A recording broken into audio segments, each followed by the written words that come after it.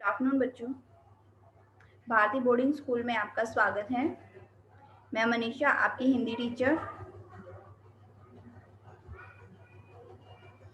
कल हमने हमारी संचयन किताब से पाठ 6 दिए जल उठे, जिसमें दांडी यात्रा के बारे में बताया गया था।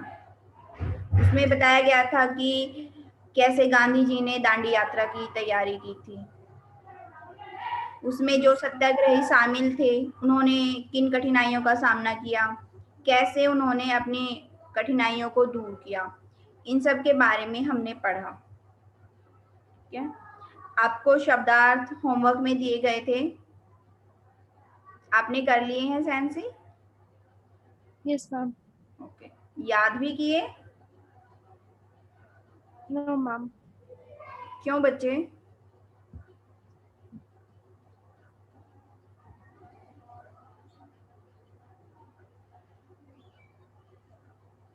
मैम कुछ शब्दार्थ नहीं आता। यस बच्चे, मैम कुछ शब्दार्थ नहीं आता। कुछ शब्दार्थ नहीं आते। और जो आपको याद नहीं है वो भी आपको याद करने हैं अच्छे से। Okay, okay ma'am. आज हम प्रश्न उत्तर कर लेते हैं अपने। Yes ma'am.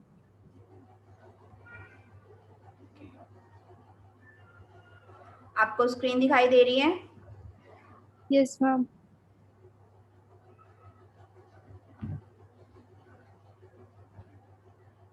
दिए जल उठे, ठीक है, ये पाठ है हमारा और इसके लेखक है मधुकर उपाध्याय जी। ठीक है, पाठ में उन्होंने दांडी यात्रा के बारे में वर्णन किया है। तो इसके क्वेश्चन आंसर प्रश्न उत्तर देखते हैं अब हम। जो प्रश्न नंबर 1 है, किस कारण से प्रेरित को स्थानीय कलेक्टर ने पटेल को गिरफ्तार करने का आदेश दिया?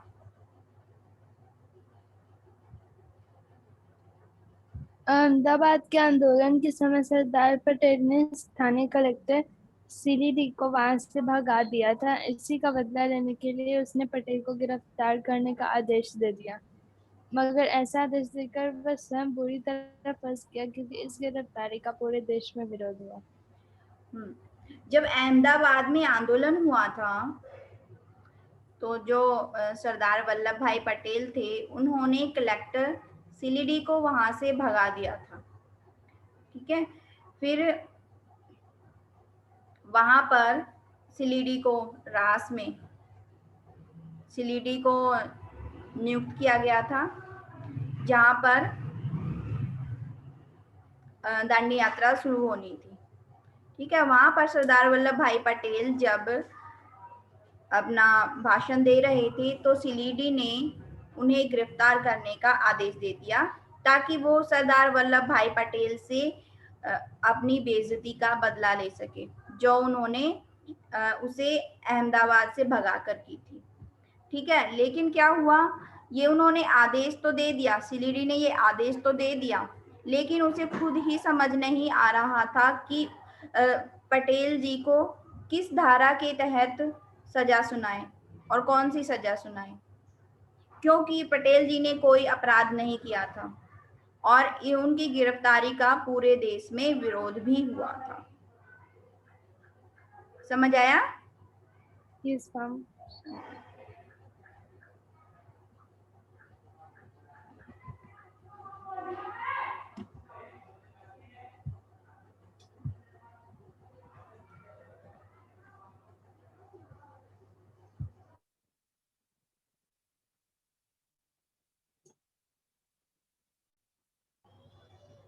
अगला क्वेश्चन है, जज को पटेल की सजा सुनाने के लिए 8 लाइन का फैसला लिखने में 1.5 घंटे का समय क्यों लगा? बताइए। जज को यह नहीं समझ में आ रहा था कि पटेल को किस जुर्म में किस धारा के तहत सजा सुनाई जाए। इसी सोच विचार में जज को 8 लाइन का फैसला लिखने में 1.5 घंटा लग गया। क्योंकि ये पटेल ने कोई अपराध किया ही नहीं था, इसलिए जज को भी ये समझ नहीं आया कि उन पर कौन सी धारा लगाई जाए, है ना, किस जुर्म के अनुसार उन्हें सजा सुनाई जाए। इसलिए उनको ये सोचने में, इस बात पर फैसला लेने में 1.5 घंटा लग गया। ठीक है। प्रश्न 3, मैं चलता हूं, अब आपकी बारी है। यहाँ पटेल के कथन का आशय उद्धृत पाठ के संदर्भ में दीजिए। इस कथन का क्या आशय है? जो पटेल जी ने कहा था, मैं चलता हूं, अब आपकी बारी है। सरदार पटेल को 3 महीने की सजा हुई थी। उन्हें बोरसद से साबरमती जेल ले जाया जा रहा था। बीच में गांधी जी के आश्रम से होकर गुजरना था। रास्ते में खड़ी भीड़ अपने नेता का इंतजार कर रही थी। जब पटेल के आग्रह पर गाड़ी आश्रम पर रुकी तो उन्होंने लोगों का अभिवादन स्वीकार किया और गांधी जी से मुलाकात की तथा यह भी कहा कि मैं चलता हूँ, अब आपकी बारी है। जब वल्लभ भाई पटेल को गिरफ्तार करके बोरसद से साबरमती जेल ले जाया जा रहा था, तो पटेल जी ने पुलिस वालों से आग्रह किया कि गाड़ी को रोक दिया जाए, क्योंकि वहां पर गांधी जी भी खड़े थे उनसे मिलने के लिए। गांधी जी चाहते थे कि जेल जाने से पहले वो एक बार पटेल जी से मिल ले। ठीक है, लेकिन वहां पर बहुत सारी भीड़ भी थी, इसीलिए वल्लभ भाई पटेल ने उन सभी लोगों से कहा कि अब मैं तो गिरफ्तार हो गया हूँ, मैं जेल चलता हूँ, अब आगे जो भी करना है, यानी दांडी यात्रा में जो भी करना है, जो भी जिम्मेदारी है, वो सब आपको निभानी है। क्या वो जिम्मेदारी पूरे करने की अब आपकी बारी है, क्योंकि मैं तो जेल जा रहा हूँ। ठीक है, यही कहना चाहते थे वो। प्रश्न 4, इनसे आप लोग त्याग और हिम्मत सीखें। गांधी जी ने यह किसके लिए और किसके संदर्भ में कहा? जब गांधी रास में भाषण दे रहे थे, तो उन्होंने कहा था कि इनसे आप लोग त्याग और हिम्मत सीखें। ये किसके लिए कहा था गांधी जी ने? मैम, रास लोग रियासतदार थे, उनके अपने दरबार थे। वे लोग सब कुछ छोड़कर गांधी जी के सत्याग्रह आंदोलन में हिस्सा लेने के लिए उनके साथ चल दिए तथा देश के लिए राष्ट्रों के त्याग और बलिदान को देखते हुए गांधी जी ने वहां उपस्थित लोगों से यह कहा कि इनसे आप लोग त्याग और हिम्मत सीखिए। जो दरबार लोग थे वो अपना पूरा रियासत छोड़ के दरबार में रहते थे, वो है ना, अपना पूरा राजसी ठाट बाट छोड़कर वो सत्याग्रह आंदोलन में आकर जुड़ गए थे, है ना। तो इसीलिए गांधी जी ने जब वो रास में भाषण दे रहे थे, तो जो दरबार लोग थे उनके बारे में खास तौर पर बात की थी और कहा था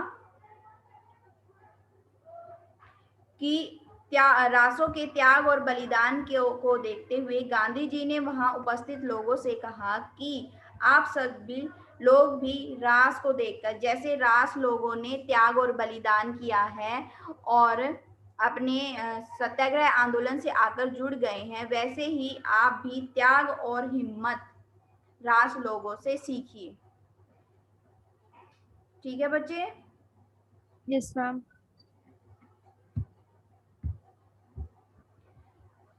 प्रश्न 5, पाठ द्वारा यह कैसे सिद्ध होता है कि कैसी भी कठिन परिस्थिति हो उसका सामना तात्कालिक सूझबूझ और आपसी तालमेल से किया जा सकता है? अपने शब्दों में लिखिए। गांधी जी द्वारा चलाए गए आंदोलन को सफल बनाने के लिए हजारों की तादाद में लोग मही नदी के तट पर पहुंच गए थे तथा वहां उपस्थित लोगों को रात के समय नदी को पार करना था और गांधी के साथ मिलकर उनके आंदोलन को सफल बनाना था। ऐसी कठिन परिस्थितियों में सबको एक साथ होकर चलना यह सिद्ध करने के लिए काफी था कि कैसी भी परिस्थिति हो उसका सामना तात्कालिक सूझबूझ और आपसी तालमेल से किया जा सकता है। जब गांधी जी ने दांडी के लिए कूच किया था, तो उनके साथ और भी हजारों लोग थे।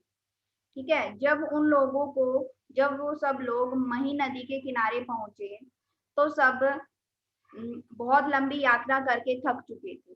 फिर जब सामने उनको मही नदी दिखाई दी तो उन्होंने सोचा कि अब इसे भी नदी को भी पार करना है। इससे उनकी थकावट थोड़ी और ज्यादा बढ़ गई थी, क्योंकि रात का समय था, अंधेरा था, कुछ भी दिखाई नहीं दे रहा था और नदी पार करना एक बहुत मुश्किल काम होता है।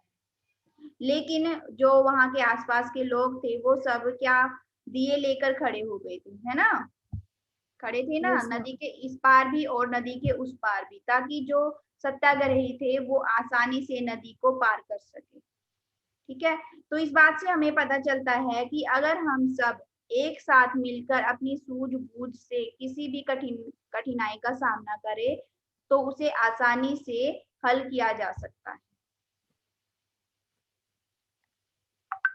समझ आया बच्चे? Yes ma'am. महिसागर नदी के दोनों किनारों पर कैसा दृश्य उपस्थित था?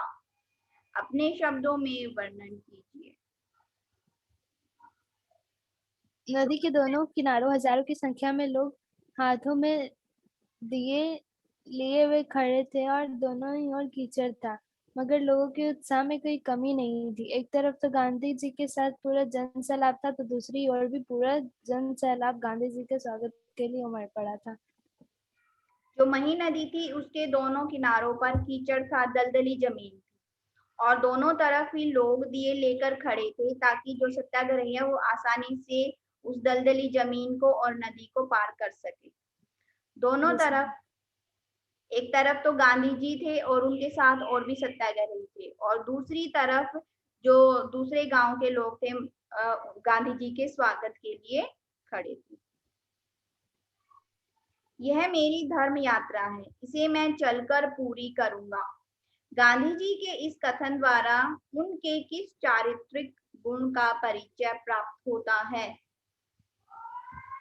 गांधी जी सिर्फ एक मार्गदर्शक नेता ही नहीं, सबको साथ लेकर चलने वाले और सभी के सुख दुख में उनके साथ खड़े होने वाले महात्मा थे। अंधेरी रात में गांधी जी को लगभग 4 किलोमीटर पैदल दलदली जमीन पर चलना पड़ा। जब उनसे आग्रह किया गया कि वे कुछ देर कंधे पे बैठ जाएं, तो उन्होंने साफ मना कर दिया और कहा कि मैं आप सबके साथ पैदल ही चलूंगा, क्योंकि यह मेरी धर्म यात्रा है, इसे मैं चलकर ही पूरा करूंगा। गांधी जी को जब उन्होंने दांडी यात्रा शुरू की थी तो लोगों ने सोचा था कि जो जमीन है वो पथरीली है, गांधी जी के पैरों में छाले हो जाएंगे, चोट लग जाएगी। तो उन्होंने गांधी जी को पहले भी बोला था कि वो उनके लिए गांधी जी कार से चलेंगे, लेकिन गांधी जी ने मना कर दिया। ठीक है, उसके बाद फिर जब मही नदी को पार करना था तब भी लोगों ने कहा था कि गांधी जी को कंधे पर उठा लिया जाए ताकि वो उस दलदली जमीन को आसानी से पार कर सके, उन्हें दलदली जमीन पर ना चलना पड़े। लेकिन गांधी जी ने वहां भी मना कर दिया, क्योंकि गांधी जी एक मार्गदर्शक नेता थे। ठीक है, अगर वो ऐसा करते, अगर वो सबको साथ लेकर नहीं चलते या सभी के सुख दुख में साथ खड़े होने वाले महात्मा थे गांधी जी। ठीक है, इसलिए उन्होंने वहां मना कर दिया इन सब के लिए। पहले कार के लिए मना कर दिया, फिर जब दलदली जमीन को पार करना था तो लोगों ने उन्हें कंधे पर उठाने के लिए आग्रह किया था, तब भी उन्होंने मना कर दिया था और कहा था कि ये मेरी धर्म यात्रा है और मैं इसे चलकर ही पार करूंगा। ठीक है, यस मैम।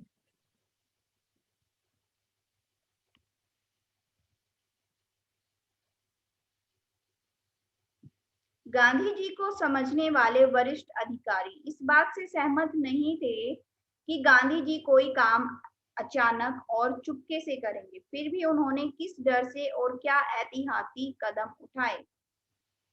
जो गांधी जी के बारे में कुछ अधिकारियों का मानना था कि गांधी जी अचानक ही अपने सहयोगियों के साथ नमक कानून तोड़ देंगे, मगर गांधी जी को समझने वाले अधिकारियों का मानना था कि गांधी जी कभी भी कोई काम चुपके से नहीं करते। फिर भी उन्होंने एहतियात के तौर पर समुद्र तट से सारे नमक के भंडार हटा लिए और उन्हें नष्ट कर दिया, ताकि कोई खतरा ही न रहे। क्योंकि जो अधिकारी गांधी जी को जानते थे, अंग्रेज अधिकारी गांधी जी के बारे में जानते थे। उनका कहना था कि वो गांधी जी बिना किसी को बताए अचानक चुपके से कोई भी काम नहीं करते। लेकिन जो उनके ऊपर अधिकारी थे, उनसे ऊपर वाले अधिकारी थे, उनका मानना था वो कोई भी जोखिम नहीं उठाना चाहते थे। ठीक है, इसीलिए उन्होंने एहतियात के तौर पर जो समुद्र तट पर नमक के भंडार थे उन्हें हटा दिया वहां से और नष्ट करवा दिया, ताकि गांधी जी नमक बनाकर नमक कानून ना तोड़ पाए। है ना। Yes ma'am. आखिरी क्वेश्चन है, गांधी जी के पार उतरने पर भी लोग नदी के तट पर क्यों खड़े रहे? जब गांधी जी ने नदी पार कर ली थी, ठीक है, और वो जो नदी के किनारे पर दलदली जमीन थी उसको भी पार कर लिया था गांधी जी ने, उसके बाद भी लोग वहां पर दिए लेकर खड़े रहे थे। ऐसा क्यों था? गांधी जी के पार उतरने पर भी लोग नदी के तट पर इसलिए खड़े रहे क्योंकि सत्याग्रहियों का लगातार नदी के तट पर उतरना जारी था। रात में और भी सत्याग्रहियों को आना था और उनको भी नदी पार कर आनी थी।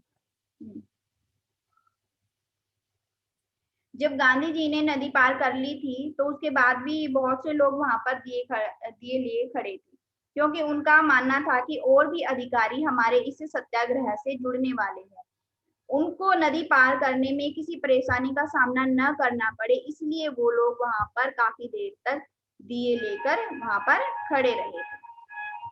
ठीक है, यस मैम। आपको समझ आ गए सारे क्वेश्चंस? Yes ma'am. तो अभी काफी टाइम बाकी है, आप अपनी कॉपी निकालिए और इनको लिखिए question answer. Okay ma'am. Ma'am, बोलो बच्चे।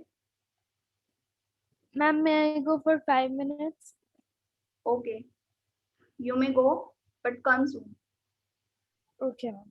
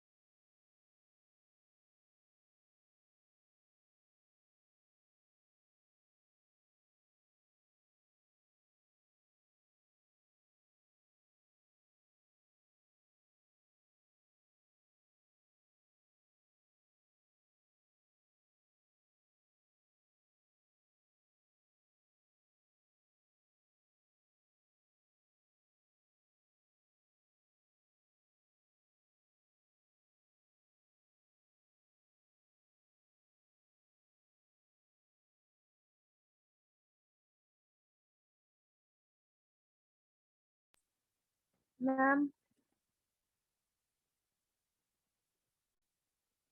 Yes. Ma'am please scroll the page. और करो। No ma'am.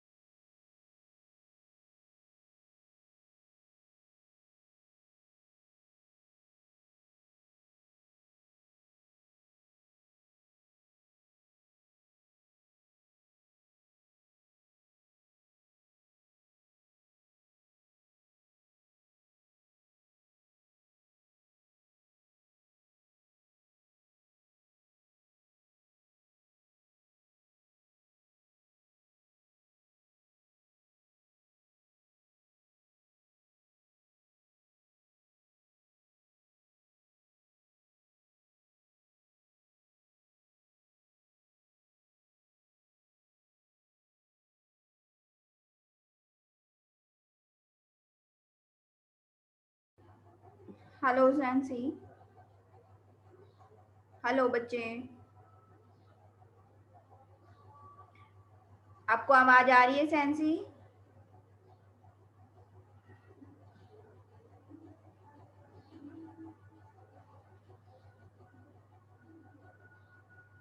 सैंसी,